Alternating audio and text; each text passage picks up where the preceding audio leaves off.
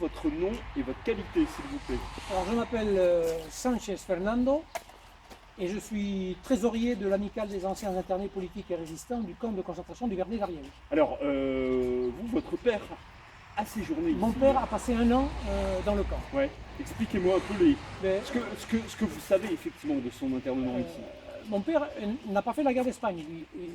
Sa famille était immigrée en France depuis les années 20, depuis les années 25. Il est arrivé à quel âge ici? Il avait 3 ans quand il est arrivé en France.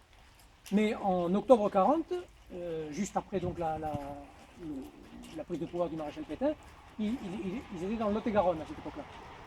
Il est rentré dans un petit groupe de résistance à l'époque, le réseau Méric, entre Agen et Marmande.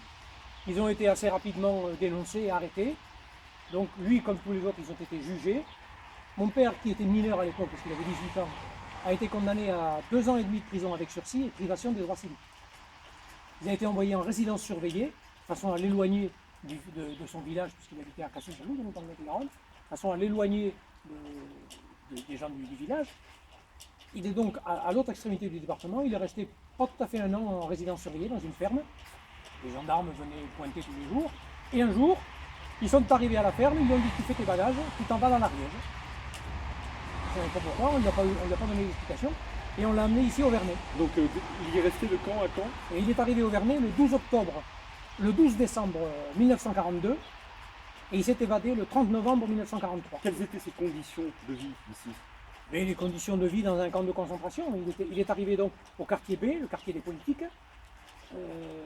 Donc il était interné comme tous les autres prisonniers politiques de l'époque, pour faire résistance pour beaucoup d'entre eux. Et donc il est resté. Ensuite il a été envoyé au quartier C, parce que le quartier B était toujours plein. C'était le quartier des politiques, il arrivait toujours, les baraques étaient toujours pleines. Donc il a été envoyé au quartier C.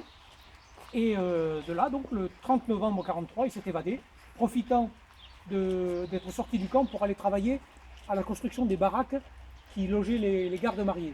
Qu'est-ce qui reste du camp de concentration aujourd'hui? Rien. Le château d'eau et les 2 piliers, c'est tout ce qui reste.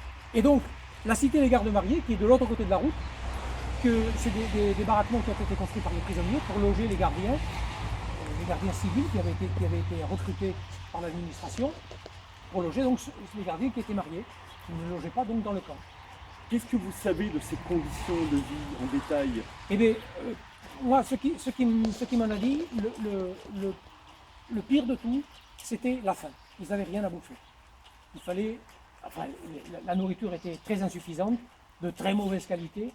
Et donc, la principale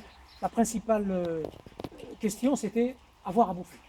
Et donc, chaque baraque, parce qu'évidemment, il était dans les politiques, donc les organisations politiques avaient reconstitué des structures à l'intérieur du camp. Donc, dans chaque baraque, il y avait un collectif.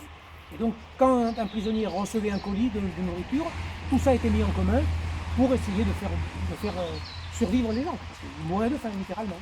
Et puis ensuite, il m'a dit, le pire de tout, c'était aussi l'ennui. C'était pas un camp de travail, donc ils n'avaient strictement rien à faire, en dehors des corvées. Et puis donc, de temps en temps, sortir du camp pour faire quelques travaux. Sinon, ils n'avaient rien à faire. Et donc, mais à côté de ça, il y avait évidemment, comme les organisations politiques avaient reconstitué des structures à l'intérieur du camp, donc il y avait des débats, des leçons, disons, des cours de doctrine politique. Et puis après, par exemple, c'est au camp que mon père a appris à jouer aux échecs. Pour vous, c'était une évidence que c'est un camp de concentration ici? Bien sûr. Entre eux, moi j'en ai connu pas mal d'anciens, entre eux, ils ont toujours parlé de camp de concentration. Ils n'ont jamais parlé d'autre chose. C'était une évidence. C'était une évidence. Bon, on s'arrête là, Titi? C'est mal. On vous laisse faire la photo.